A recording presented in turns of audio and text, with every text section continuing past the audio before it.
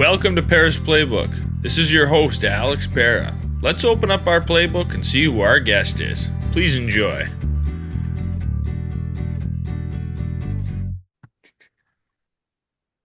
Welcome to episode 142 of Pera's Playbook. Today I'm joined by Ted Kuchta. He's a he's an Army vet and he's also an actor. So we're going to dive into that. Well, first off, thank you for your service and appreciate you hopping on the podcast. How are you? No, thank y'all. I'm doing great. This is the only the second podcast I've ever done, so it's kind of I'm kind of still new to this. Yeah, the way I look at it, as long as we have a conversation, there's really not much that can go wrong. You know, we're just talking about stuff, and if Oh people are yeah, interested, they'll listen, and if they're not, they won't. yeah. Yeah. No, So, I mean, were you into acting like as a kid? Like, was that something that you were interested in when you were younger, or did that come all later in life after the army you got interested in it, or during the army, or so I guess like when did you get interested in acting? well, funny enough, I like really I it wasn't on my radar anywhere.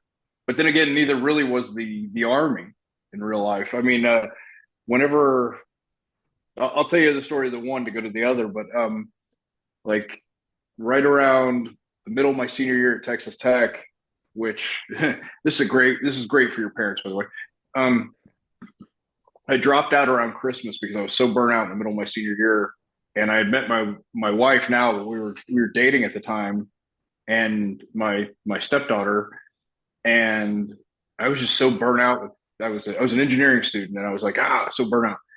So dropped out and joined the army, and man, that was a shitty Christmas when I went home. Like it was, hey mom and dad, guess what? I left school and now I'm going to boot camp in a couple weeks here. But I mean, I originally joined because I was wanting to do something with my life, something else. I was just so stuck in one track that I just feel like I wouldn't go anywhere. And it was really originally supposed to be one enlistment and get some money to finish up college, do all that, and get some direction in life. And I walked out many years later, multiple enlistments. Finally went over to be an officer. Went volunteered again and went to special operations and did that. And I mean, and retired a captain. My wife's actually still in. Funny enough, she's in the reserves, but it's that was kind of that story. But I didn't think about acting at all. Like, and really, I didn't really transition well out of the military. I didn't go to any of the classes where they teach you to do like write your resume and everything, and how to interview and all that. I was still actively working at that point, like up until the last 3 weeks before I got my orders to retire. So I was like, I don't know what I want to do when I grow up, and so I did what every good army guy does, and I started working for Amazon. And I was working as an operations manager for Amazon for a little bit, and I just you know I love the company because I order damn near everything that from there. But they are, but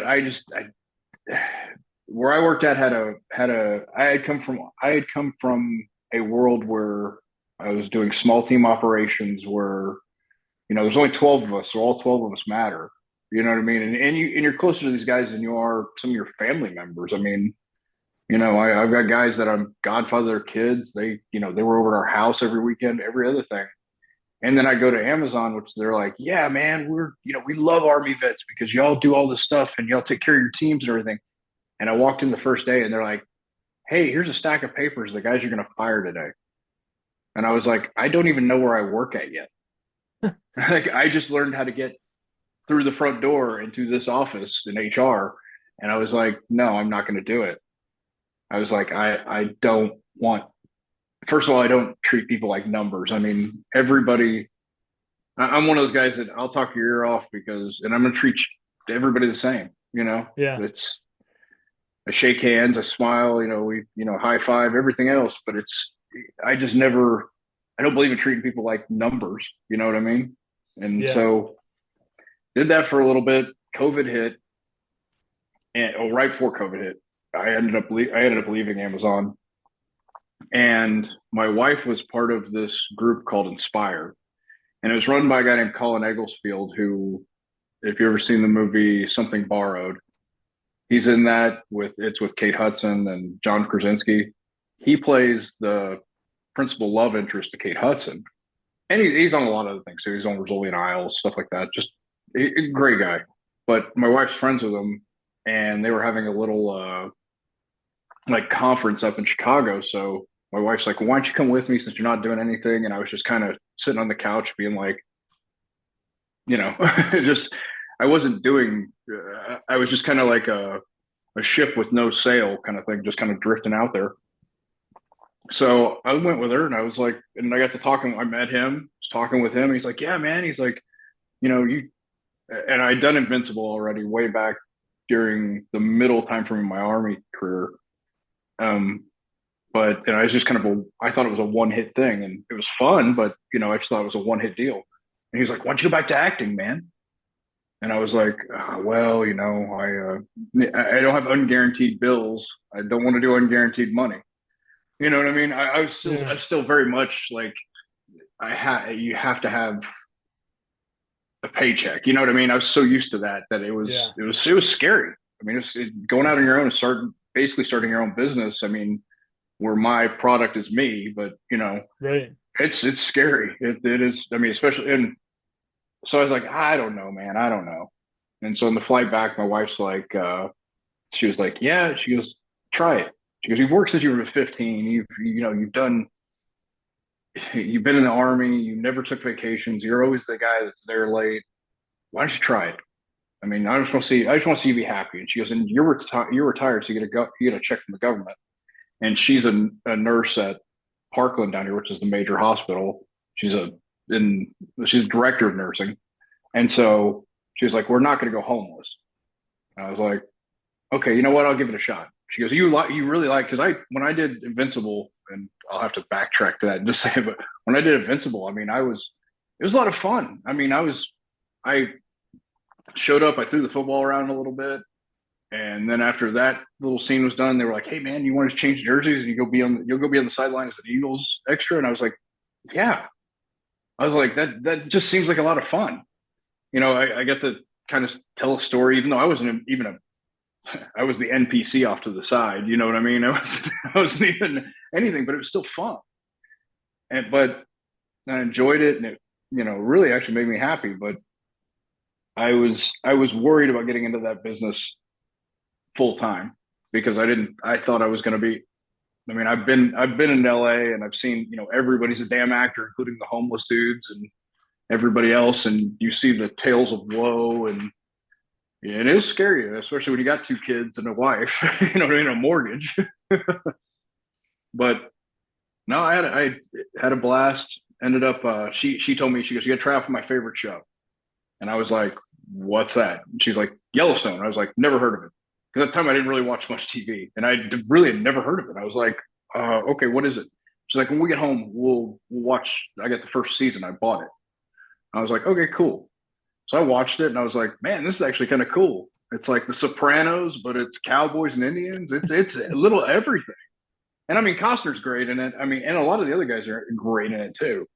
It's well, she was like, you got to try out for that.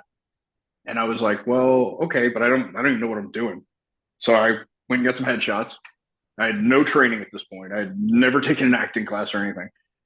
And I saw a thing show up they kind of put it out on Facebook. They're like, hey, we're looking for people for, and it just had the Y, the Yellowstone Y, and it said 1883, and I was like, that must be Yellowstone.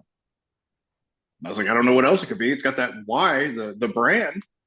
So I applied, and they said, yeah, man, you got a great. I mean, you don't have any acting experience, but you got like a lot of different life skills that we could actually use. Like you know a lot about guns, you know about horses, you actually were a cowboy at one point. You know what I mean? And I was like, yeah. I was like, yeah. So I went out there and kind of did a bunch of different odd jobs for him. Like I was a gunfighter for like 2/3 of the episodes, and then I did some stunt work for him. I just did a little bit of everything. And because I would be like, they're like, hey man, this guy crapped out. I don't know what we're gonna do. I was like, I'll do it, just to get my foot in the door. So did that, loved it.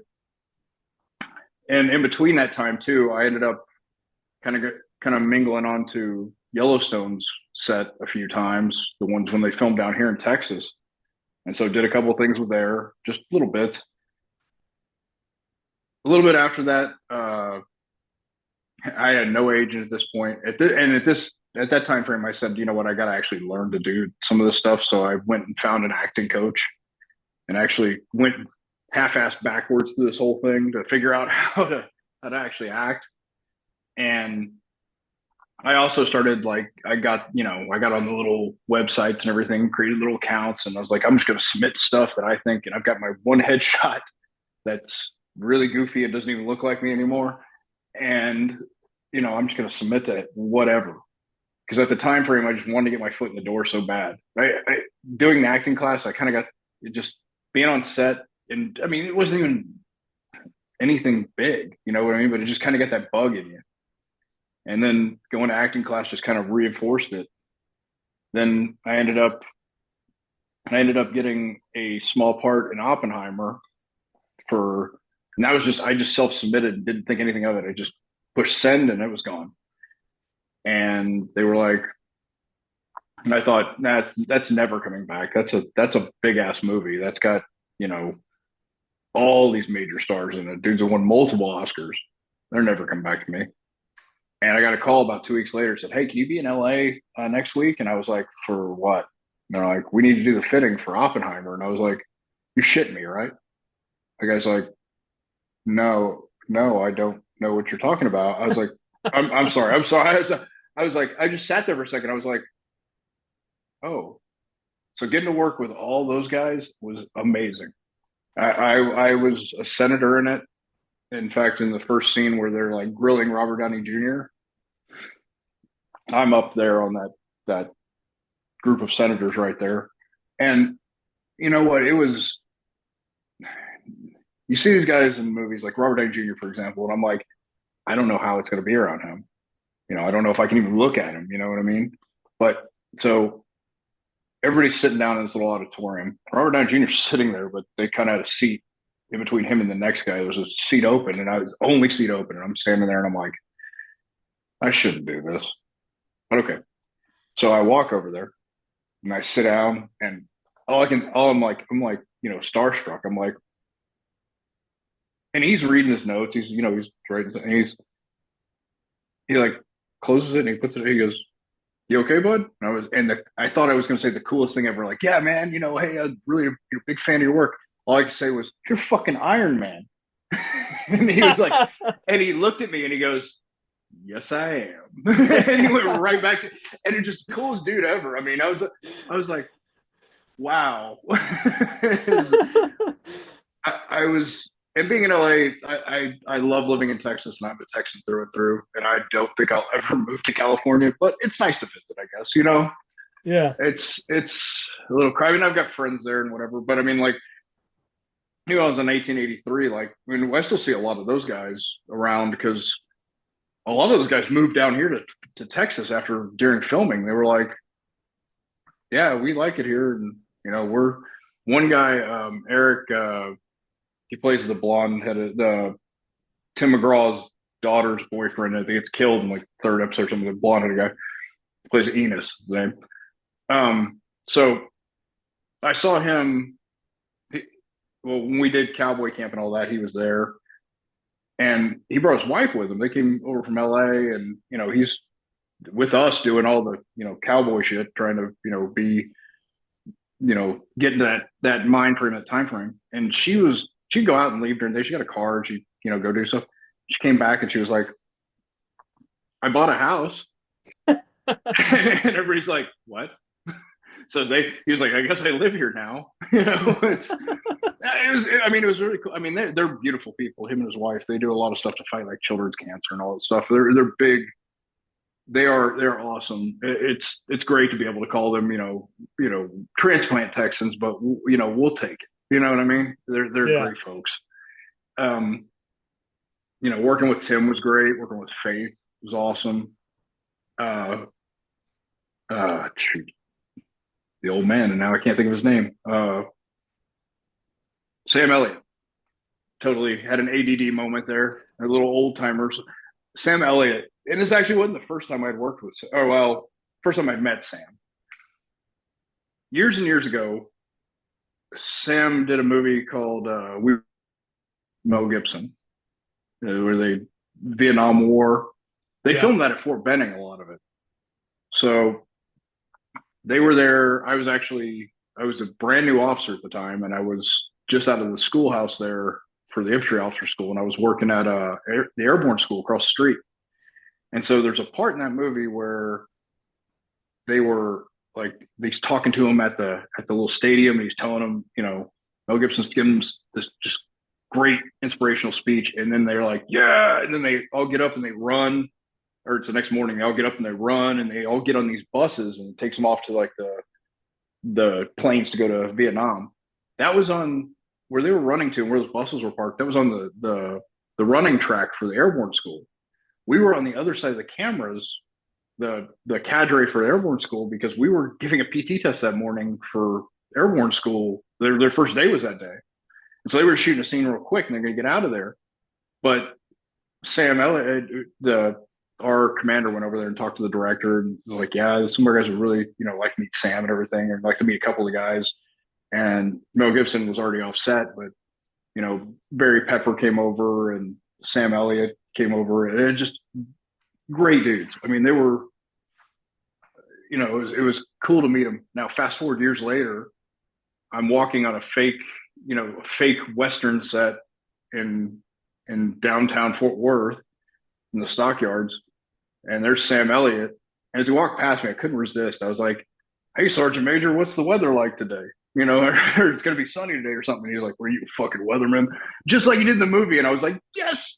And I was like, and so I got to talk to him for a couple of seconds. I was like, "I know you don't remember meeting me. Uh, it was years ago." And I kind of, he was like, "Yeah, I remember being there. I don't remember you exactly." And I was like, "I wouldn't expect you to." But he was just a great dude. It was fun to be on, Yeah. to work with him again, That's you cool. know? That is a great movie. We Were Soldiers. Yeah. That's a fantastic movie. Really, I mean, Mel Gibson is great, and like you said, Sam Elliott. And I mean, intense movie. Really well done. Yeah. And I mean, uh, General Moore and Sergeant Major Plumley. I actually got to meet both of them before they passed on. And General Moore I met at the infantry school one night. We had a ball there for something for we're done, and just a great man. Mel Gibson really hit that character. I mean, hit him very closely. He was like that up until he died. Sergeant Major Plumley, however, yes, he was like he was like he showed him in the just rough and gruff and everything else. There was another little running track out near there that we used to go give the PT test on. They would do the 2 mile times right there. So one morning we're sitting out there, we're in our uniforms, we got our hats off, which we're not supposed to do. I mean, we that early in the morning we're timing them and everything. And I've got my hands in my pockets, and I see this little old man in an army shirt, had some shorts on. He comes shuffling by, and I kind of turn to look at the time, and I hear, "Get your goddamn hands out of your pockets!" And I was like, "The hell said that?" And the guy with me goes, "You know who that was, don't you?"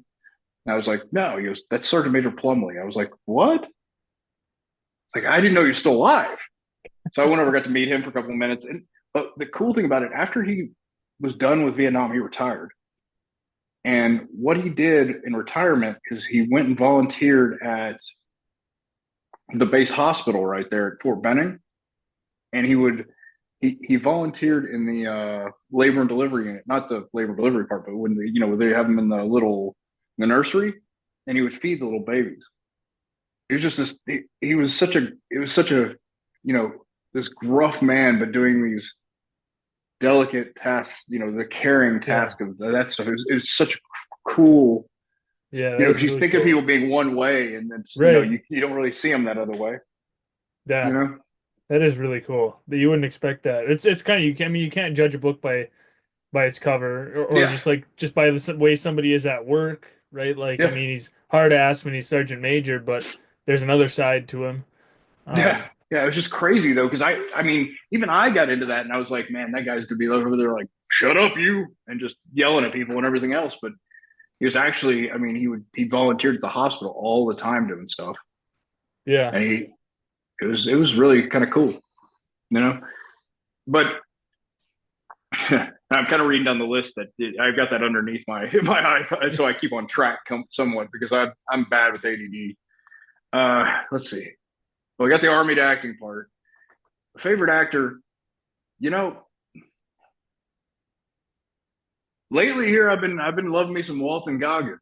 You know, I met Walton. God, it was back a ways, but I just watched the Fallout series, and I'll tell you what, I'm a gaming nerd. Like I play, like right now I'm playing the Indiana Jones game Yeah. and loving the hell out of that because, yeah, and I mean, me and my daughter play zombies on Call of Duty but yeah, I played all the Fallouts. Me and my other daughter played the Fallouts together and loved it, and so so he really nailed that part. I mean, but he does so many different parts. And my wife goes, "Well, you kind of do look like him a little bit." And I was like, I don't see it. I don't see it." But I was up in Oklahoma, near Oklahoma City, shooting a commercial for their hospital. I was playing a doctor in it, and so I drove up there the night before because I've never been to Oklahoma. Funny enough, I live in Texas, in North Texas. I only live like 2 hours from the border. Never been to Oklahoma. So I drive up there and I got lost.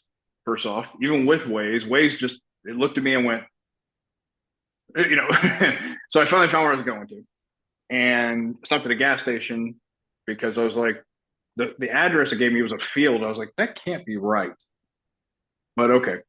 So I stopped at a gas station. I was getting something to drink. I was asking the kid about it. And the kid goes, I don't want to ask you this, or I don't want to say this, but do you know who you look like? And I was like, no, no, no, I don't. He goes, I'll give you a hint. It's my favorite actor, and I loved him as a transvestite. And I was like, I was like, and he's like, Walton Goggins on Sons of Anarchy, and I'm like, oh, I don't think I look like him, but okay. He's like, and so I did that.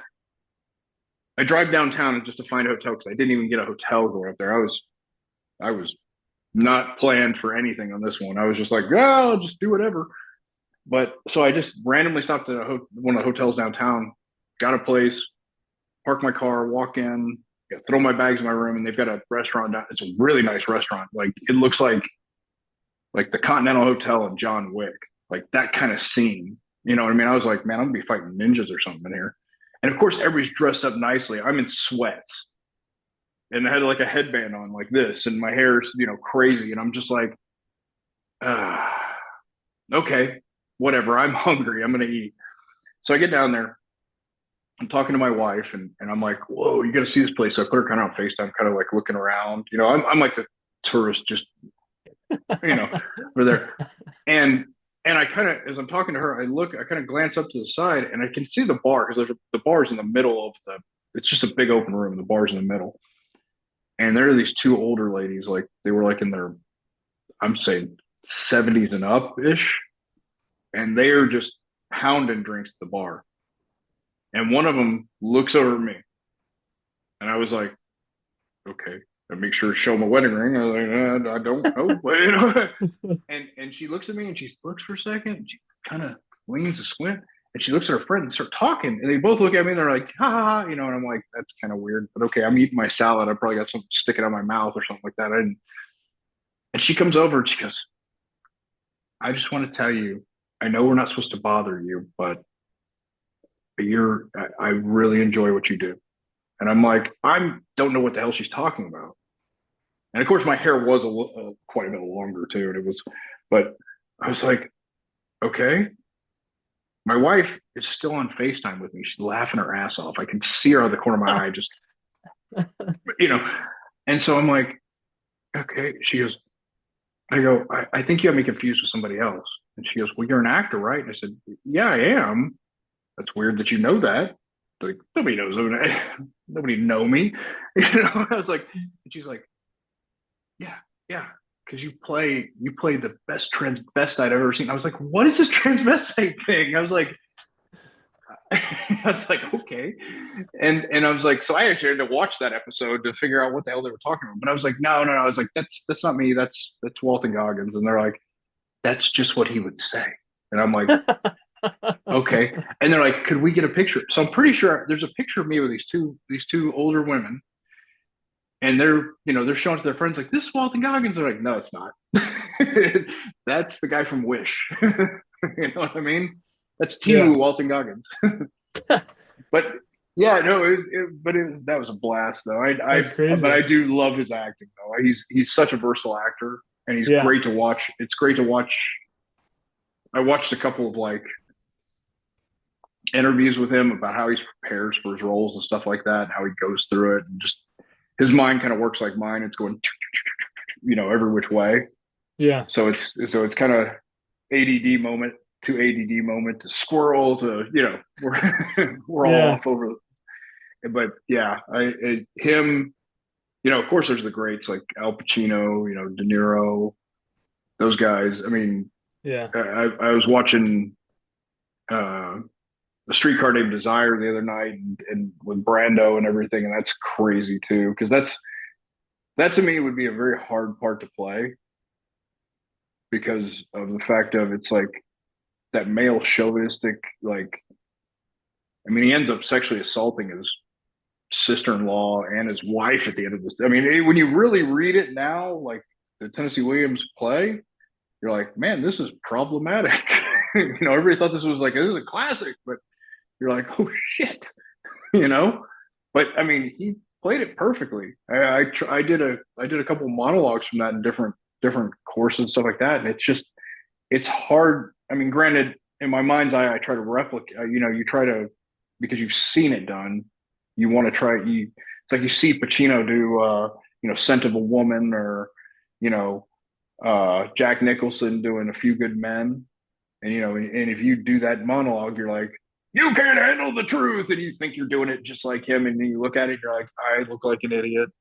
But now I just try to, with anything, I just try to bring like my flavor too, because we do a lot of monologue stuff like that when we're training and stuff like that. But yeah.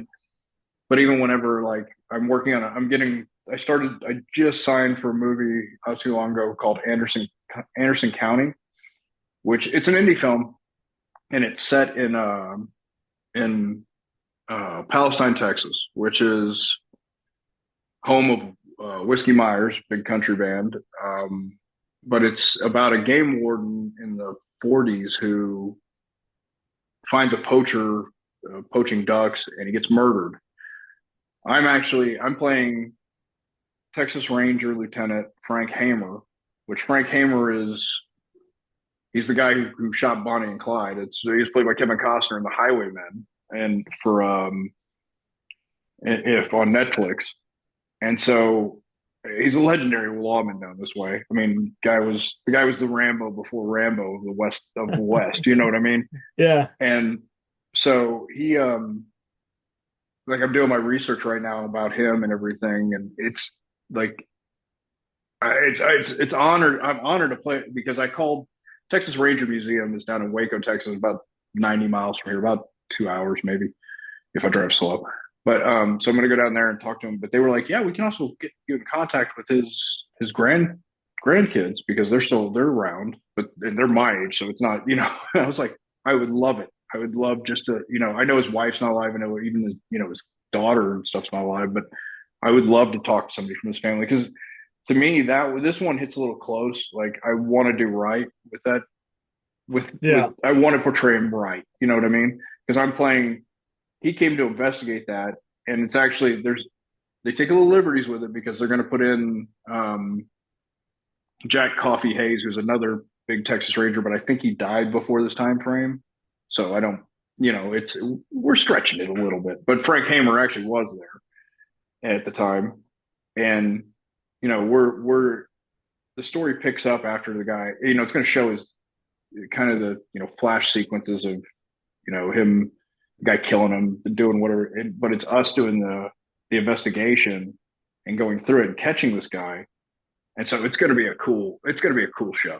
It's yeah, like I read the script, and I mean, it used to be like I just took everything that came down the pipe, no matter what, because I wanted to get on set, I wanted to act, I wanted to tell stories for people. But now, and I still want to do all that.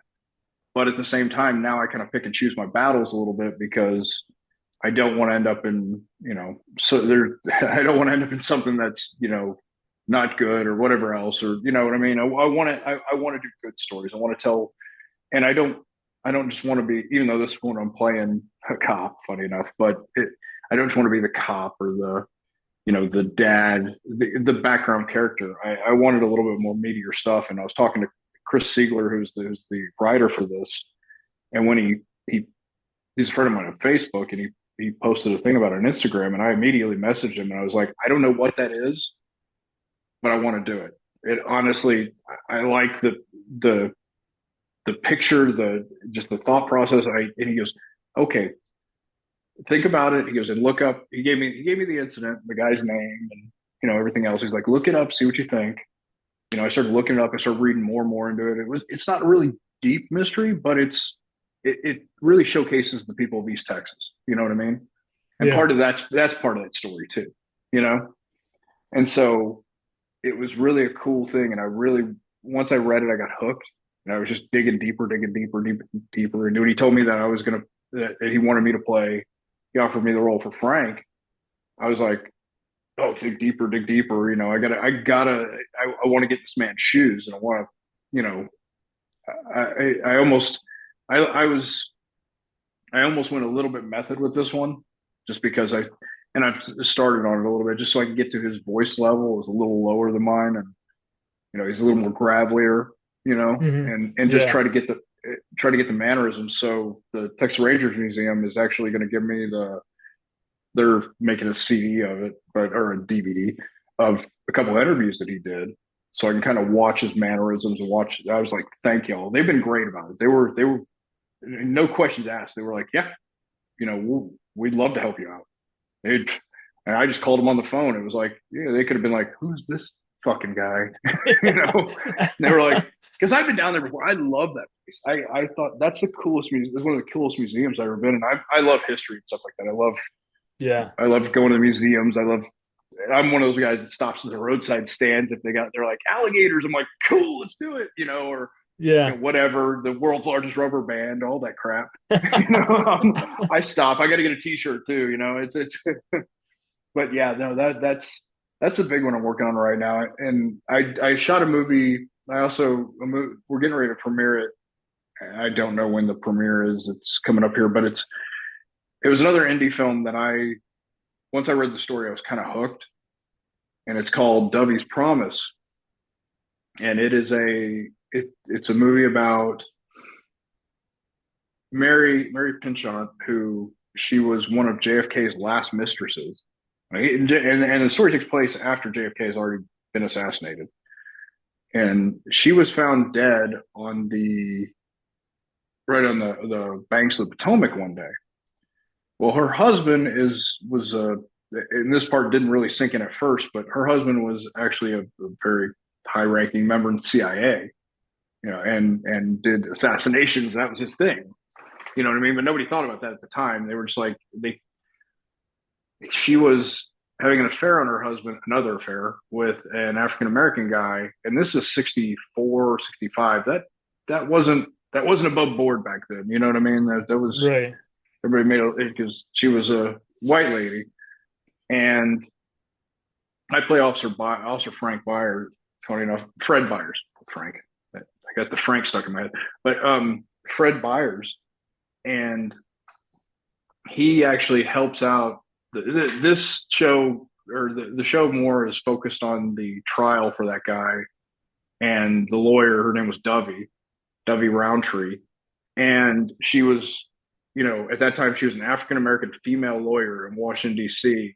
trying one of the biggest cases on the block, trying to keep this kid from getting the death penalty. You know what I mean? And it was a lot of fun because it's a local film, so I got to. Most of us know each other around here, and we've all worked together before. So it's like going and hanging out with old friends and just bouncing stuff off of each other, and having fun. But we had a lot. It turned out to be a really awesome movie. And funny, Dovey's actually Dovey and Miss Mary's family, both families actually they wrote us letters saying, "Hey, thank y'all for doing this. Y'all did a great job. Y'all hit spot on for what because one of the I can't remember if it's her was a grandson, nephew, something like that. It was somebody down the line was there, and she's and like remembered all of the cast of characters that were when they're really doing it, and she was like, or he was like, y'all really hit the mark. It wasn't looking like acting. It was like I was there again. And so that's one of the best compliments you can ever have from somebody. It's like, Right. the story feels like if I just turned around, I'm on the set here with everybody. You know what I mean? It's Yeah. like the one thing that, and I know this is kind of, I see the Star Wars guys in the back.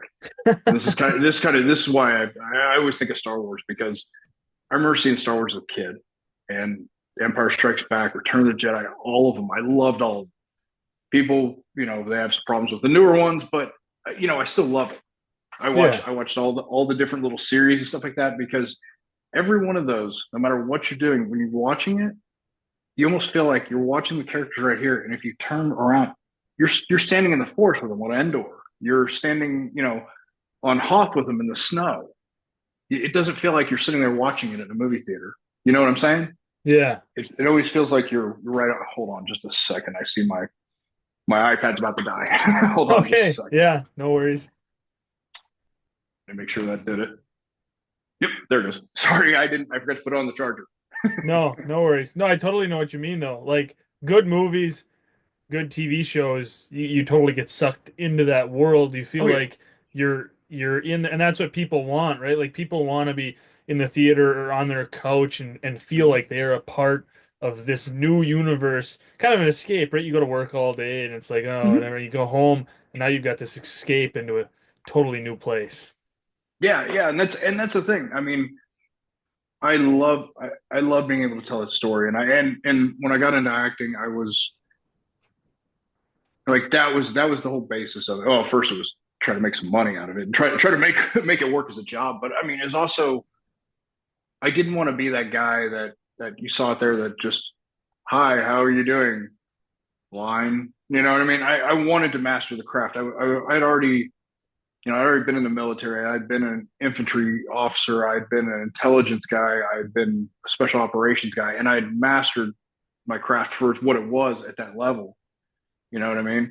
Yeah. And I brought that same thought process over to acting. Like I'm going to go with this, for better words, balls to the wall, and just let it go. You know what I mean?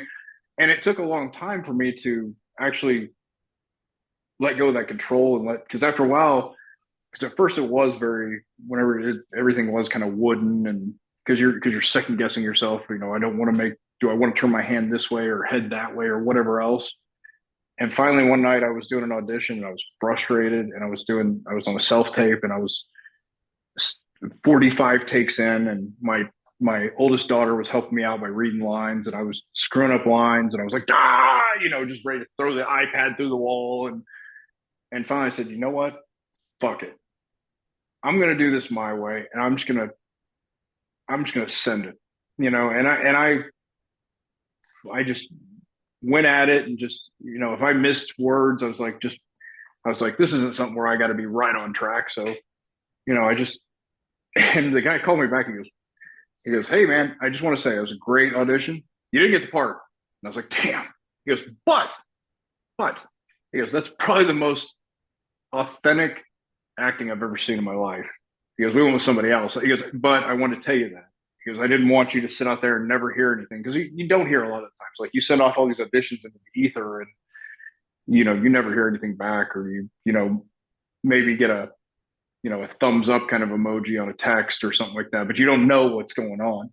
This guy Right. like wrote me a big long email about it. I was like, hey man, he goes, next time I do a film, you're in my mind for next time I am because I just love the way you kind of go about it. I saw your kind of work, how you were doing, and I was like, thank you. That's the best compliment you can have as an actor because I mean our job is to audition.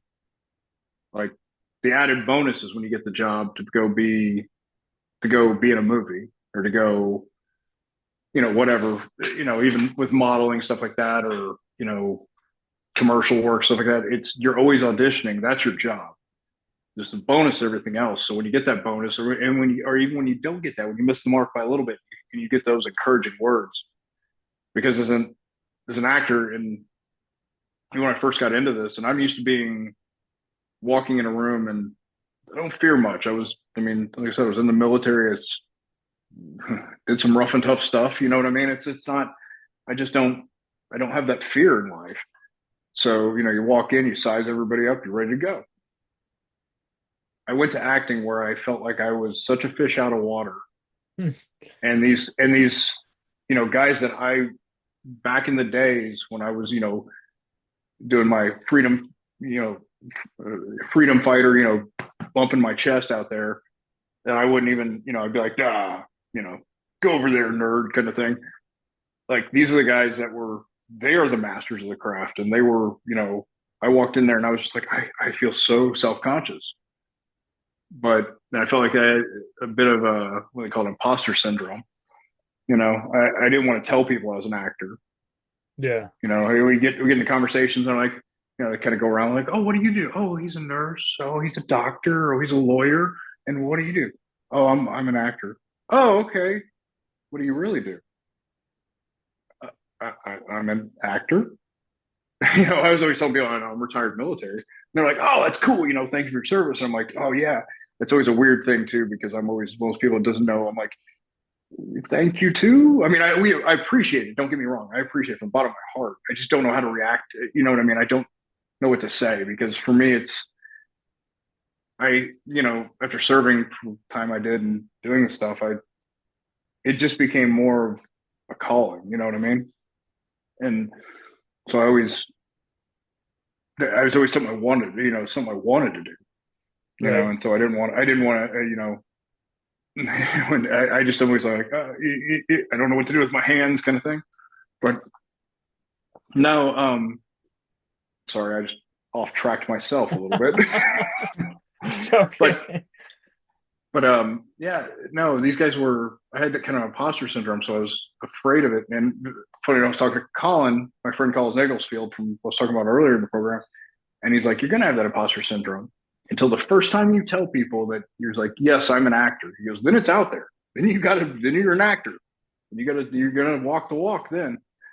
And I was like, oh God. And at this point where I was like, I'd be in a group of people that and I'm sweating. I wouldn't, these are people that I wouldn't even bother me at all. What happens, but I mean, but in this context, I'm like, oh my God, I'm nervous. I feel like, I don't know what to do. But I found out that most people don't care. Funny enough, they're like, oh, you're an actor, cool, whatever. Next thing, you know what I mean? And and Yeah. and so after meeting that, but I find now that the truth of it is that I used to tell them that because I so badly wanted, I wanted to be, understand, know me and everything else. Now this is me telling the story, you know, Yeah. every day about, and it's kind of every project I work on is just a little bit more, another chapter to the story, you know. Right. Yeah, for sure. Those new Sorry, that's a projects. weird going around No, in crazy ways. no, it's great. I love when people just talk. It makes my job easy. I just sit and listen and nod. Yeah, uh-huh. But your new projects, they sound cool. I think those, sound like great stories. And I feel like as an actor, obviously I'm not one, so this is just me guessing, but you want to be a part of something you think has a meaningful story. Like you said, it's not just some garbage that somebody's trying to Yeah. pump out. Like you want it to be something that either people can relate to or like a Mm-hmm. historical people are going to learn from, different things. Um, but I want to loop back to Invincible because I know you said that Okay. was kind of Yeah. like way back. We got to go back to that. I had talked to Nikoi Banks a while Oh back. God, I Um, remember that name. Yeah. and he was one of the Eagles players that he had Yeah. a few lines and like raced Yeah. Wahlberg and that whole thing and that was cool Yeah. to talk to him. I know he had he talked about his how he got his role and how he had to do um all these football workouts, and there was so Hmm. much of like they wanted you to look the part, obviously. Did you have to Hmm. do similar things? Like, I mean, were you like having to run drills and all kinds of crap to get your A part? little bit. Mine was.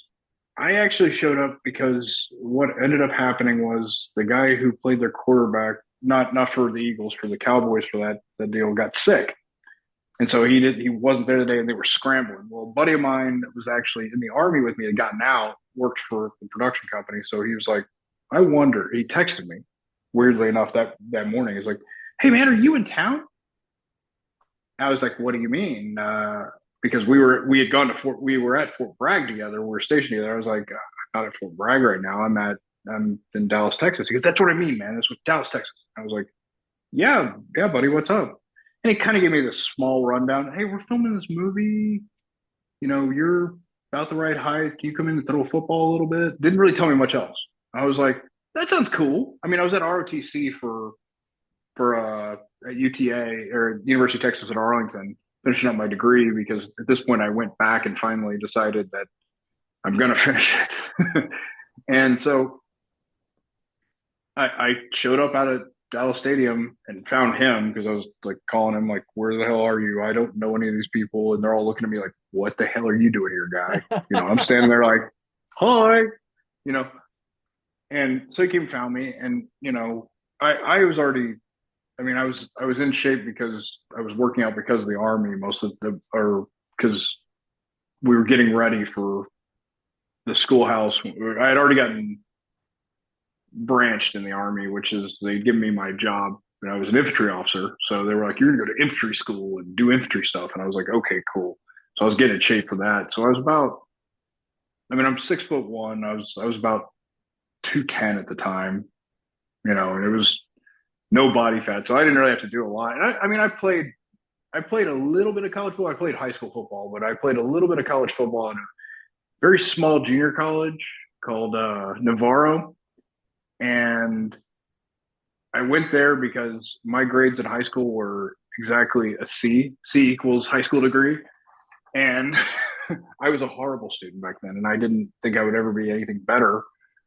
But then I got to college and got to study all sorts of stuff, and I was like, well, I love this. But yeah, so I played a little bit. I understood, the most part. I played defensive back, so I quarterback. As long as I knew where they want me to throw to, I'd make it okay. Put, okay, throw. They were only like 5 or 10 yard throws. I got tackled a couple of times by those guys. By the One of the guys was the guy who played Mark Wahlberg's roommate, where he shows him the thing with the hand, where he's like, Yeah. he's gonna rush. That guy. He was actually, I can't remember his name for the life of me because it's been a while, but he was actually a professional wrestler before that. So I was like, that is so fucking cool. I was like, that is Right. so cool. He just And tackled I'm, me. yeah, I know. And I was sitting, like, I got to meet Mark Wahlberg, and like I said, I'm 6'1". Mark Wahlberg is not 6 foot. He is, but he's a nice guy, awesome dude. I mean, he's just. I met Greg Kinnear. Greg Kinnear's a lovely human. Greg Kinnear was because I mean, let's face it, my part was nothing in that, and it was BS. And then they kind of threw me the little extra part just because I was like, hey, I don't know what to do with my, I'm just kind of hanging out. And they're like, oh, you're such a friend. We could just switch jerseys, give you a new helmet. You can be on the sidelines. You hit the helmet a little bit. You do. I was like, yeah, cool, man. This is fun. And that's all I saw it as. But Greg would sit out there, like usually, and back in those days, it was very much when they yelled cut, the the principal cast went over here. The sporting cast went over to their little area, and the extras were kind of just left out there. And they're like, just bake in the sun till we get back. You know what I mean? Till we get ready to set up again, and and it's gotten very much more inclusive now. There's not that kind of thought process anymore, but it was very much then it was a very segregated type set for better words. And but he sat out there with us and he sat there and talked. Like when I was over there in the Eagles sideline, he just sat there and just talked to us. He was like, I think guys would ask me, he's like, oh, you won't ask me any questions. And like guys were asking about talk soup and just crazy stuff. You know what I mean? Yeah. He was an awesome dude. Him and I did another movie about 2 years ago or so. It's called The Senior. And it was another football movie, funny enough, and another Disney football movie, but it was a smaller scale one. But it had Michael Chiklis in it. That dude, um, Mike is an awesome, awesome dude. It was great to work with. And he's one of those guys. He's. There are some actors that get out there that they kind of, I guess they don't remember, or they came into the scene at the not at the level they were at, but at a higher level. Like, I mean, you Yeah. have guys like Tom Cruise has never been an extra. You know what I mean? Brad Pitt has though. Brad Pitt was an extra in a lot of movies in the '80s. Funny enough, I mean, um, Clint Eastwood was an extra quite a bit. In fact, Clint Eastwood, whenever they were doing Dirty Harry, they called his agent because he wasn't on set. They're like, "Where the hell is this guy?" And they're like, his agent's like, "I don't know. Let me find him." So he went and found him. He had gone down to Central Casting in L.A. because he liked being an extra and didn't realize he was supposed to be on set that day for Dirty Harry, and he was over doing extra work at some other random movie. And so That's yeah, funny. but so I was just having fun with it. But that one, the one with the senior, I got called in. They had another actor drop out, and I was actually filming Walker, Texas Ranger. Well, not Walker, Texas, the other Walker, the same deal, but the reboot of it with Jared Pataki down in Austin. And I was in Dallas I was here at home that night. And the next day I was driving down to Austin to, I didn't know, had to go do a fitting or something like that. And the guys from the extra company for that actually called me and said, "Hey, they got a problem. They had this guy flake out." He goes, "You're working for us on Walker for our casting company," because they were doing a different thing for Walker. But they're like, "Hey," they were asking, "Do we know anybody or whatever?" And I said, I know this guy named Ted. He's solid. He'll show up." He goes, "Can you come over and film all night in the middle of Fort Worth in a bad neighborhood?" Like, and I say bad neighborhood, like we had to stop several times because gunshots were happening and shit like that. Like the LA actors were like, "Is this what happens in Texas?" And I was like, "No, just this area." It's like this area sucks. And I mean, but the people are nice, but I mean, yeah, there was some, it was rough. And so Yeah. I drove over there, and but yeah, Michael, he was filming the scenes, and I ended up standing in and playing a wealthy donor for some place called Sul Ross University, which is in the southern part of Texas, like along the border of Mexico, in a town called Alpine. Which, if you go to your Walmart, there are more people in your Walmart right now than there are in Alpine at any given time. It's that small of a town. Like they used to have a stop. They had a stop light. They had a downgrade that's like a flashing yellow light because it just didn't get used enough, kind of thing. It's a little dinky town, but and I don't ever think they've ever had a high value donor or whatever. I was like, I don't think anybody down there makes enough to do that. But so I was like, yeah, no, I'll come step in. And I was like, yeah, and working with Michael he was great. He sat over there, sat over there and bullshitted for a long time, just a cool dude to talk to. But we were gonna talk about football. And I was like, and we were talking about some rule in football. I can't remember what it was, but we were just going back and forth and sitting there like, they're like, "Hey, and both of us had kind of different interpretations of it." He goes, "Hold on, let me text somebody I know that I know knows this, how to, what the rule is." And he texts him, and I'm kind of looking over, but I don't want to be like, looking at the guy's phone while he's texting. I felt weird, but I saw Tom, and I was like, okay, I don't even know a guy named Tom that knows about football. Whatever. I know a guy named Steve that knows about football, but it was Tom. It was Tom Brady, and he goes, "Yeah, my friend Tom says," and he's showing it to me, and I'm like, "Wait, is that Tom Brady?" He goes, "Yeah." I was like, "No." He's like, "Yeah." No. And so he texts, he goes, "He doesn't think you're Tom Brady, Tom." And he comes back with his Super Bowl rings like this, and he goes, "Thinking now?" And I was like, "That is so cool." Wow. I get all starstruck by this. I'm still the guy that's out there like, Yeah. can I get a picture with you?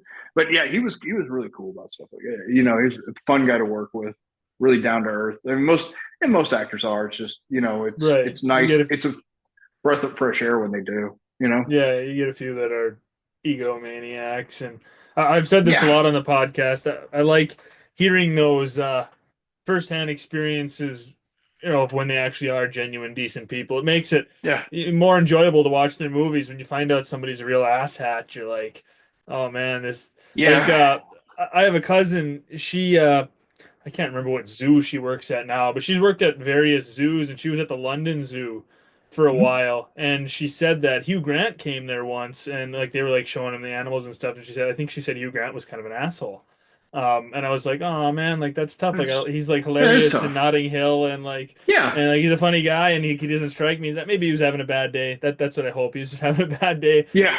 And she said like Adele came by, and Adele was super nice, and so it's like when you hear these stories about different actors, you're saying Mark Wahlberg's a good guy. Mhm. I've talked to different people, somebody that worked with The Rock, and he was like, "Oh yeah, he was just so cool, awesome guy. He's really a Yeah. genuine person." It makes you feel good about supporting them and Yeah. watching Oh, their yeah. stuff. Yeah. Like up here, down here in Texas, because there's a lot of the movie scene moving in because of Taylor Sheridan, pretty much. And also there was a show done called The Chosen that was actually filmed near me too. I had nothing to do with The Chosen, but I know some of the people who were on it and everything, and it's about the Bible and Jesus and stuff like that. And it's actually filmed by I'll say religious Christian production company, which I don't know it doesn't matter how you feel, but a lot of those productions are usually I'll say lower quality, just because they usually don't have the money like Hollywood does. These guys actually did have the money, and I mean they actually had Mel Gibson there stepped in to help to give pointers from what he saw from when he did the oh god Passion of the Christ. the Passion of the Christ. I'm the world's worst about stuff, but when he did Passion of the Christ, he lessons learned stuff like that, and he was here for a little bit too. But I mean, they did a really awesome job with that show, and it was really actually a pleasure to watch. You know what I mean? Watching the Chosen thing, I mean, I thought they did a really great thing, and then Taylor Sheridan's really pushed for everything to come back to Texas. Matthew McConaughey, the Dennis Quaid. Yeah. Oh God, everybody is. And for a while there, it was fighting ourselves here because people in Texas were getting to the point of they're like, we don't want any more, outsiders coming in. We want Texans. You know what I mean? And they have a distrust of Hollywood overall. You know what I mean?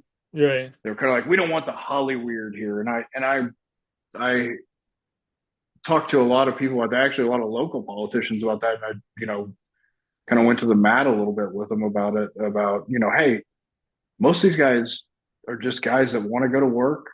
Right. It's a decent job. This is not any, there's no weirdness. There's no crazy partying. Half the time we're getting up at 4 a.m. to be on set by 6 to shoot all day long Then you go to, home and crash. yeah, maybe get something to eat, to get home, to get off, go to your house, sit on your couch for like 20 minutes or be in your hotel room, and just be like, and then do it again the next day. Plus all the other stuff you got to do because if I'm on set that day, I memorize.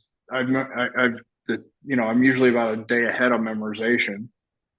So I'm still working on the next day's stuff and the day after that stuff. You know what I mean? There's not, it's not people doing cocaine and being crazy and throwing mattresses out the window like Motley Crue anymore. I mean, these dudes, these are straight professionals. I was like, Yeah. so, you know, the only thing they bring to the table is a positive thing. I mean, they bring money to the community. They bring more a family atmosphere to the community because the film industry is very, for what it's worth, is very family centered around each other because they look at it's like a traveling nomad tribe of family. You know what I mean? And you might Right. not have known any of these guys when you started this film, but by the end of it, damn it, you're gonna go to their weddings, you're gonna be at the birth of their children. You know what I mean? it's gonna Yeah. it's just kind of there. And so Yeah. it was hopefully I helped. But I mean, I know a lot of the other guys have done like Matthew and Dennis Quaid have been big on that front and everything else, and I hope that helps drive that more. I mean, you look at what Tyler Perry's done in Atlanta. I mean, what and actually, funny enough, I live here in Mansfield, Texas, which is the south part of DFW, the very middle south part. And here they're building a studio for Netflix. So it's actually, I was like, what? I was like, that's awesome because that's just more of us getting to tell the story. Whereas it used to More be, opportunity. Yeah. yeah, because it used to be they just considered us everywhere else other than LA and New York somewhat, but everybody else was considered a regional actor. That's about the best they could expect. Right. They're just gonna be that guy, maybe known in the area, maybe he's done some stuff, whatever. But if you don't live in LA, you're not on the scene. That's changed so much now. I Right. hate to say it, but COVID actually helped with that quite a bit because everything went to self tapes, and I mean, I commute to LA whenever, or I mean, I have kind of have a bag will travel. I mean, I go all over the United States, but that's one of the cool things about that now is that all this technology has helped us out by giving guys like me and the guys here in Texas a chance, or the guys where nobody thought Atlanta was going to be a big thing, a chance, or New Orleans where like they film Mayfair Witches, and actually they're doing a lot of stuff down there too. I Right. mean it Atlanta. I know yeah, I talked to a bunch of people, or I've had quite a few people who were a part of Cobra Kai on the podcast, yep, and a lot of Cobra Kai. I mean, Atlanta, which mm-hmm. obviously one of the biggest TV shows right now on Netflix and just general. So, I mean, like you Mm-hmm. said, I mean, you don't have to be in Hollywood anymore. There's No, stuff popping up all of Florida. I've talked to some people oh yeah, that are starting to, there's like production companies popping up in Florida. So there's mm-hmm. pockets all over the country where stuff is coming out now.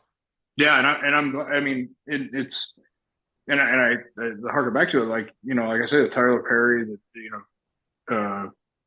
the Yellowstone here, all that other stuff. They've really helped kind of. They're kind of the giants that the rest of us are standing on their shoulders at this point because they've really brought that and said, "Hey, we're going to break that mold." And I mean, like Taylor Sheridan, like he tells the story of when he was on Sons of Anarchy, he was 17th or 18th on the call sheet, and he went in to argue with the producer and the director and the showrunner about it and say, "Hey, I want more." And they said, "You're good. You probably should be higher than 17th on the call sheet, but you're not going to be, and we can't pay you anymore." And that's when he, you know, kind of threw it to the wind and said, "Fuck it," and went off and wrote Sicario. Well, he wrote Hell or High Water first, and then Sicario, and both of those turned out. Jesus, I mean, Sicario is an art form in itself, and Hell or High Water is a great movie too. But then he wrote Yellowstone, and I mean, he's got Landman, Yellowstone, Tulsa King, the King of or Mayor of Waterton, Yellow or Bass Reeves, 1883. And there's still like 10 other series that he's got written already that they haven't even shot. I was like, holy crap! Like I think the newest one that they're getting ready to do production on is the Madison. Like they just wrapped up Lioness too as well. So they're going to do what's called the Madison. I don't know much about it, but yeah, that's the next one I think coming out. So it's a whole little universe into itself, you know. Right. Yeah. And he's a gifted storyteller. He really is. Yeah. He's and his sets they're fun to work on. I enjoy it. You know what I mean? Maybe it's just the Texan in me and him that it's nice to if you know us Texans, I mean it's we that's the first thing years ago, I had a buddy of mine who was a foreign infantry officer. He's a friend of mine. He's from Moldova, and his name was Googles because I can't pronounce his full name. It's like 47 letters long, and it's crazy. But he's been a dear friend for years. And the first time I met my wife's from a small town out in West Texas that literally, if you go to nowhere, if you find nowhere and you make a left, you're going to run into where she's from. That's her hometown. I think they still got covered wagons out there. That's how small this place is. You know what I mean? But Yeah. the first time he met her, through his thick Moldovan accent, he was like, "So where are you from?" And she's like, "I'm a Texan." And he laughed. He thought it was the greatest thing. He goes, "You know what's funny?" He goes, I meet people from the United States all over, and I always ask, "Where are you from?" And they're like, "The United States," and then they follow up with, "I'm from here, or there." He goes, "Texans always right off the bat go, I'm a Texan, and this is where I'm from, this city." And he goes, "It has always amazed me how that." I said, "Well, yeah, it's a different state of mind down here. Yeah, It's kind of crazy." yeah, that's funny. I wanted to circle back to you were talking about being starstruck with various people, and I totally get that way with the podcast. When I get like responses from certain people, I get all excited and like, oh my gosh, like this person answered me. And sometimes it's not the biggest star in the world, but like it's something I Like think is me, I super mean, I'm exciting. just a working actor. I mean, but no, this is cool to me. This is awesome to me because everything else, I mean, the people that are going to watch this will be like, "Who the hell is that guy?" But man, he's kind of funny. But Yeah, they, there it's getting to talk about everything, right. not just the acting part, but I mean like kind of my truth, if you will, the Yeah, stuff I've been through in life and everything else. I get to talk about my wife and her little podunk town that she's from, of Demet, Texas. right. Who, Just if share they your see this, they'll be experiences. like, "Woo!" Yeah, it's just sharing Yeah, the experiences, and it's just fun. You know what I mean? yeah, And and I understand that because that's I kind of feel where like like you're my saying too. name like I started as sports only, so I was Mhm. like Paris Playbook, that's got a nice ring to it, Playbook Sports or whatever, but I Yeah. wanted to expand. I didn't want to be tied down to only interviewing sports people, and I want to be actors, musicians, whatever, whoever I want to get Mhm. on, I'll be able to. But I was like, the name Playbook still kind of works because Playbook is your plan. That's your Yeah. plan for the game, but it could be your plan for life. You're gonna fill Yeah. your playbook with experiences, get experiences on the Mhm. podcast. So I was like, the name still fits. We're just going to talk experiences, and then people can stick it and they can put it in their playbook. They can learn interesting stories, whatever. Yeah, that is a cool deal because that's true. I mean, mine's got a whole bunch of audibles in it because I didn't take any traditional routes to go anywhere that I am, but I kind of marched to the beat of my own drum. But no, yeah, that's actually when you contacted me about this, I was like, man, that's cool. I was telling my wife about it. I was all excited because I was like, that is cool. I was like, nobody wants to interview me, and I think this is great. I like to talk. Yeah. I did one of these podcasts before. I did another podcast for some guys in Dallas, and it was so cool just to talk, and the fact that they wanted me on the show. I was like, wow, that's so like I'm all starstruck over there about that. I'm like, Yeah. you know, so Right. And from no, my end, I'm like, I get excited that people are willing to come on my show because nobody wants to listen to me ramble alone. I'm just some random kid from the Upper Peninsula, of Michigan. Nobody gives a shit about what I have to say, right? Like, no, so like no, it's I think it's great when people are interested in coming mhm, on my podcast. I'm like, oh, this is great. And I've always been like, you don't have to be the biggest person in the world. Like I always was interested in interviewing Division 3 athletes and yeah, Division 2 and Division 1. Like, it didn't matter because mhm, everyone's got a cool story. Same thing with acting. yeah, Interview people from the whole spectrum. Obviously, it's cool to interview people who have been in big movies and people yeah. who have played in Super Bowls and all that. Yeah, it's great, but it's still interesting to interview people on the other side of the spectrum too. Yeah, and like I said, I went to junior college, played football in junior college, and like I had three roommates, like because we lived in these little dorm, like apartment dorm things. And I walked in, and they were the two biggest people I've ever seen in my life. Big black dude and a big white dude. And they were in one room, and then it was this little Hispanic guy and me. The little Hispanic guy actually wasn't on the football team, but he just ended up in our dorm with us. He was cool. He was great. I can't even remember his name to this day. But the other two guys, one guy's name was Stalker McDougal, who he ended up retiring from the Eagles after their first Super Bowl. Actually, funny enough, he was my roommate in junior college, and his, I'll say, real roommate, because I was really sweet mate kind of thing, but I mean, we were still roommates, but was a guy named Stony Garland.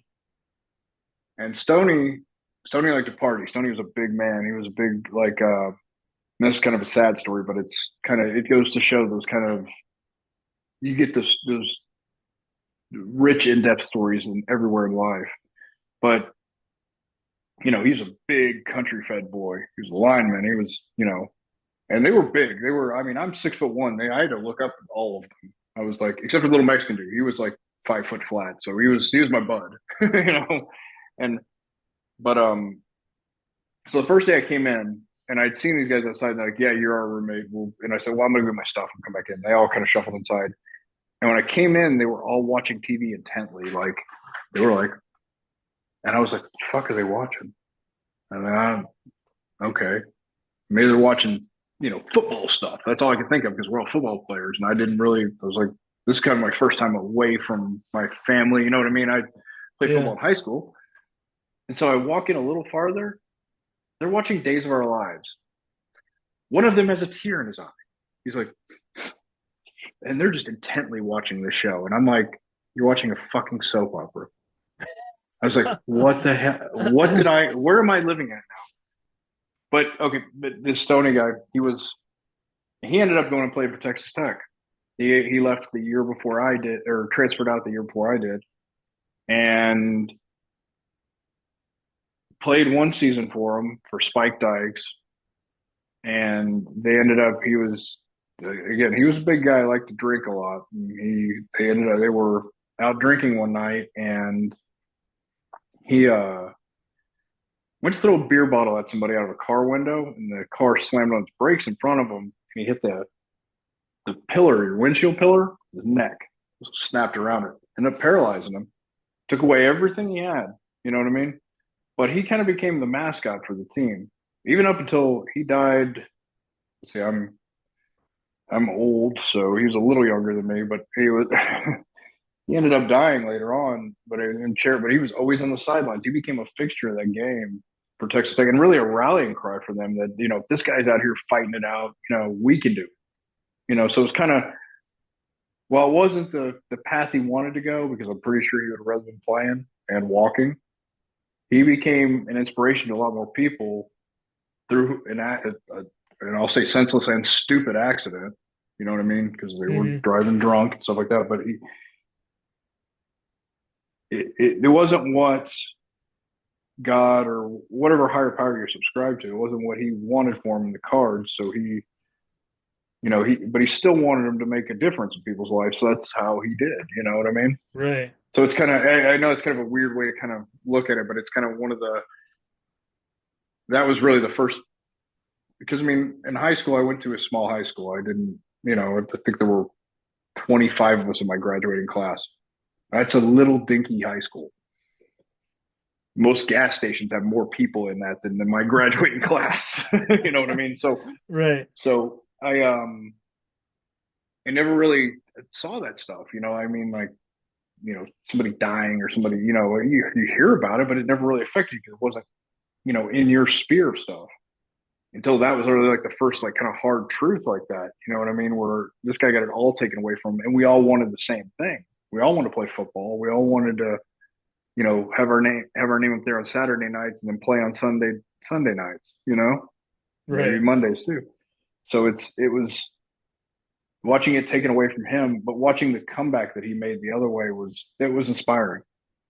It's one of the Yeah. things, like, I kind of held that with me later, kind of one of those little nuggets you kind of tuck away that just drive you a little bit when I went to the army, because the army is very much, you perform. You're going to go run 2 miles. You're going to go do push-ups. You're going to do sit-ups. You're going to learn to shoot a weapon. You're doing all these things to make hit standards on your own. You're going to work as a fire team. So now you and 4 or 5 other guys are going to accomplish this mission. And it's stuff that before I went in the army, I never thought I'd be paired up with 4 dudes and they'd say, hey, you're going to go in this building. You're going to find all the bad guys. You're going to find the good guy, get them out, and you're going to take care of the bad guys. Okay.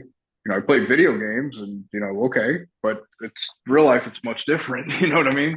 But I always Yeah. carried things like that kind of with me, like the little bits of inspiration. You know what I mean? Hmm. You see those people that have had to go through those parts of their life, and they come through with the fighting. It makes you just go through and, try that much harder because you don't have the speed bumps, if you will. I mean, we all have the speed bumps, but not to that extent. You know what I Right. That mean? severity. Everybody's Mm-hmm. everybody's got something, but for some people, it's a hell of a lot. a bigger speed bump or roadblock that you got to Yeah. get past other people, you know. But right, I Mhm. think like experiences like that's, I mean, I think a lot of experiences, you don't have to have that same experience to be going through that same thing to be able to take something out of it and apply it to whatever you're going through. You don't have to be an actor to listen to an actor's story and be like, oh, I can like take this and use this in my own life. Like it's all applicable Yeah. in walks of life. Yeah. Yeah. No, no, I agree. I agree. I think one of I watch a lot I've watched a lot of acting videos, and I think some of the greats are like Michael Caine, and he talks about choices in acting, but he talks about it in the way choices you make in life. Yeah. And it's very interesting because he was talking about entering a room. He was and most British guys, they are most British actors are theater trained before they're anything else. I was never a theater guy. I just can't do theater. I appreciate those guys to the highest degree, but it's just not me. I have too much ADD, and I would lose myself in the 47 pages of dialogue, and then I'd try to talk my way out of it because there's no cut and reset. It's just, oh, you forgot a line. Okay, you got to get back there now in character. So it's like, Right. oh, ooh, and it's impressive to watch them do that. But You got you one know, go, you got one shot. It's yeah, live. yeah, yeah, yeah. This is live, and I'm like, ooh, no, I'm used to cut. We'll just do it again because the lighting wasn't right or something. There's some shine on his nose. We gotta get that out of there. Yeah, those Yeah. guys are way better.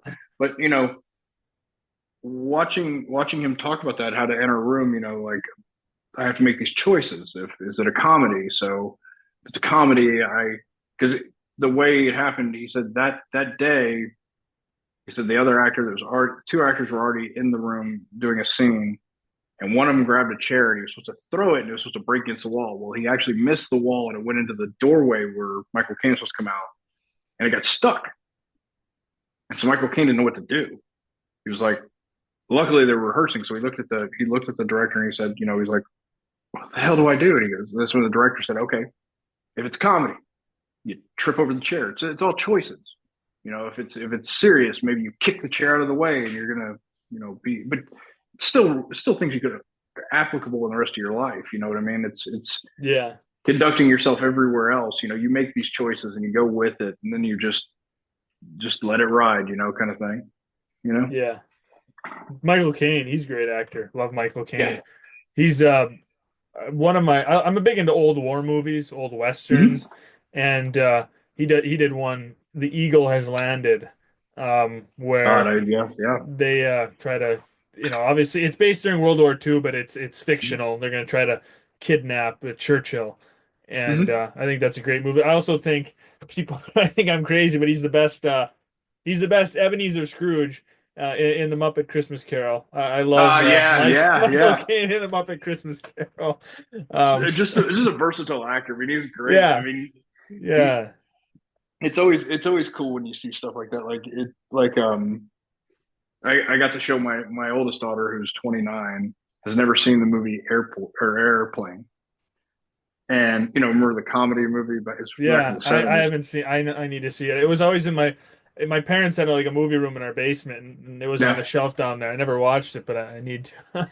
it's kind of like National Lampoons, but I mean, watching that and um, but watching it and seeing some of the young actors that you saw later on, you were like, Jesus Christ, and just watching them do that kind of improv work, and it was like, Yeah, whoa, you know.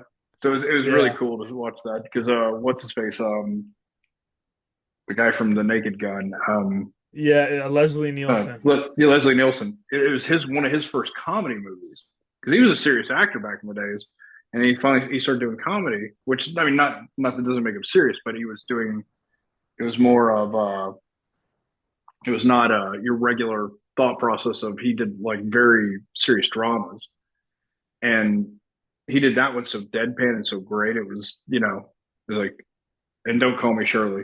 You're just like you know. Yeah, They're like they're like we have to get to a hospital. What is that? They're like, well, it's a building with patients in it, but that's not important right now. It's like, oh god. My daughter though laughed her ass off. It was like, and I didn't know how this one would go over. I actually showed her and my youngest daughter, who's 19, showed them Blazing Saddles. And it's a classic movie, but it does have very much, I mean, it's very sensitive today with some of the subjects, you know what I mean? But weirdly enough, it's one of the ones that's been untouched. Nobody, it seems that nobody wants, I mean, Gene Wilder's an awesome actor and they were all, Mel Brooks is a hilarious writer, you know? So I Yeah. mean, it was really cool to see. It's really cool to see things like that. Like my youngest daughter loves Star Wars. Like go back to Star Wars again. She loves Star Wars, so we watch all the Star Wars stuff together. It's always cool to have that generational watching the story together. You know what I mean? And both of y'all be in the same way. You're just like, Yeah. it's the coolest thing about the movies. That's what I always loved about it. I think in the next couple of years, you're gonna start seeing like more of the movie theater industry is starting to come back a little bit. And granted, streaming is here to stay, and I don't mind. I like streaming. I'm not gonna lie. I get my sweats and be on my own couch and have my own popcorn and all that other stuff. But I think you're gonna see you see it now. A lot of places have like it's like dinner and a show kind of thing. They're evolving to meet the public as kind of a restaurant movie combo, which I think is really cool because it brings back kind of the old times or I say old times, way back before I was around or even thought of, the going to the nightclub and watching the band play with the band leader, and you would have dinner right there, and then you would dance some and stuff like that. I think movies evolving that, or movie theaters evolving that way is really actually a cool thing. You know what I mean? Yeah. I think Yeah. it It's a different experience. I mean, yeah. like the sound, huge screen, way bigger than, I mean, I don't care if you got a 70-inch flat screen or whatever, but like you go to a movie theater, you're seeing it as big as possible, as Mm-hmm. loud as possible. You can feel it in your heart when it's an intense scene. I mean, Mm-hmm. it's a different experience to watch a good movie. And um, I only go to the movies, right, if I think it's something like I guess the last really good movie. I've seen a few, but like one of them was Top Gun Maverick. I mean, that was I fantastic in thought the that was theaters. I I thought thought it that was was good. great in My the my theaters. wife my wife is a Top Gun fanatic. Ever since I've known her, she's made me watch Top Gun 7,000 times. In fact, right now she's in the other room. She's working on her PhD, but she's watching Jag reruns, which Jag used a lot of the Top Gun footage in it, and great series. I got sucked into it too. I love Catherine Bell and all those guys. They were great, but it's that from watching it so many times, and for a while there just grated on me because after you see, you know, Tom Cruise and Goose and all them playing volleyball shirtless for the 800th time, you're like, But your wife loves geez, it. yeah, Your yeah, yeah, wife, yeah. You're loves like, Jesus Christ. And funny enough, weirdly enough, when we heard the second movie was going to come out, because when they first started leaking that they were going to shoot it, was about the time frame that I was retiring out of the military in 2018. My wife lost it. But then we found out that Kelly McGillis, yeah, yeah, yeah, she actually lives in North Carolina. She actually only lives like an hour from us, and she's just a little old grandma out there now that takes her grandkids to the store on and lives in a little town. I was like, so because I looked her up and looked, didn't go like stalk her or anything. That'd be weird, but really looked up because there's a couple of like Catherine Bell from Jag who was on Army Wives and stuff like that. Has done a couple of things since then. She lives in Wilmington, I think, in North Carolina, and so I always like, wow, it'd be so cool to run into one of them because it's just so any of those actors from any of those shows, Top Gun, Jag for stuff like that, but they kind of shaped how you came through movies as time went on. It's crazy to think that, man, that guy lives down the street from me, you know? yeah, yeah. I totally know how you feel. Like I feel that way. There's certain movies where I'm gonna make it my goal that someday I want to talk to somebody from like I'm gonna make a list of movies. These are my favorite movies, movies that I just love. And someday I'd love to be. I don't care who it is. It could be the smallest part, the biggest part, whatever. I just want to like check it off. Like you were talking about these movies that you kind of like shape you or whatever. Like I'm Mhm. gonna make it my goal to check some names off the list Yeah, of yeah, just people that were a part of that TV shows or whatever. yeah, yeah. No, it's you know I've been blessed to work in this industry, and I've been blessed really to get the opportunities that I have because it literally was just for a while there it was just me like on a a wing and a prayer kind of thing, doing it by myself with the support of my wife, and my kids. I mean, they were always there and supported me 100%, even when the days that I was like, I'm just going to get a job at Walmart being a greeter. I need to do something. I hate because I hated it. I mean, like I said, I worked them at 15. I've always been the provider, and as in a weird way, as a guy, you're taught that you provide and everything else, and all those weird, you know, gender specific roles or whatever that don't really matter as much. My wife is a wildly successful nurse.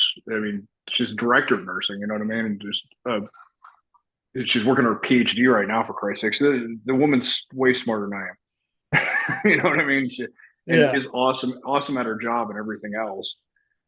And I remember thinking, I was like, I have to get a job. I have to at least be contributing or something else. And she was like, no.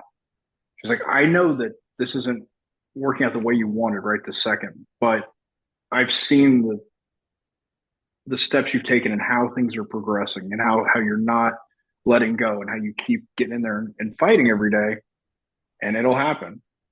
This year, these last 2 years have been actually pretty decently big years. This coming up year is actually going to be, I think, I mean, like I said, I've already signed on for Anderson County. You know, I mean, I'm auditioning all the time, left and right, daily almost now. Where it was used to be like every couple of weeks. You know what I mean? You get something new, Yeah. or you get your agent talking to you. I mean, now right after we get off of this, we're get done with this. I mean, I'm actually going to be doing 3 auditions tonight, getting them sent off. And it's been like that since January 1st. So I think going back to all those folks that have actually gotten the movie business, moved out of LA, kind of out here.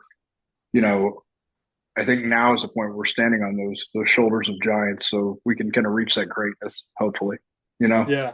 and I Yeah. and I think like I said, I will never live out there. I'm going to live here in Texas till I die, kind of thing. And I feel that even if I make it big or something like that, I'm gonna be the best Mansfield guy I can be. You know what I mean? People are Right. gonna see me at the gas station and be like, "Oh," and I'll be like, "Yeah," because I Yeah. learned a long time ago, and this is from a buddy of mine who actually is a pretty big actor, and he said, at the end of the day, he goes, never forget where you came from. He goes, never forget Right. that when the people come up to you and they ask for an autograph, you sign the goddamn paper. When they want a picture, you take the goddamn picture. Why? Because these are the folks that buy your product.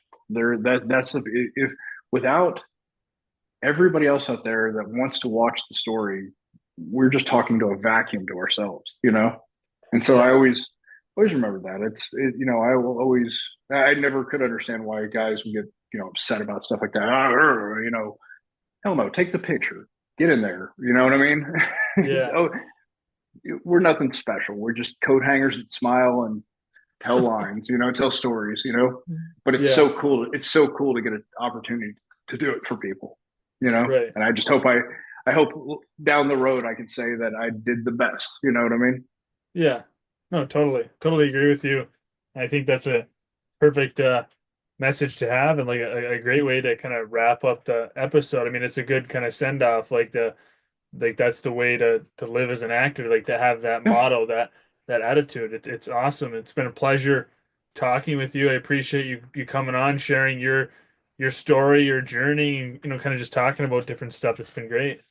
No, man, I enjoyed it. This is awesome for me, and I feel honored that you had me on your show. I mean, that's really cool to me. Whenever you get this out, I was like, I'm posting it to all my stuff, so that way we can get it out farther. Because it's just the coolest thing ever for me. This is Yeah. it when there's things that when you do as an actor that make you say, okay, I'm actually feel like I'm doing something in my career.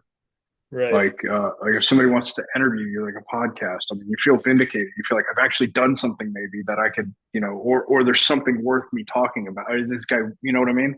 Yeah. It's like when you hear other actors who you looked up to, they tell you that that's an awesome job you did in that scene. I really thought that was good. It's just vindication. Or when you like like I said, I was never a theater actor, but I was doing table reads for the Dallas International Film Festival about a year ago, and it's the first time I ever done a table read in my life. Scared the shit out of me.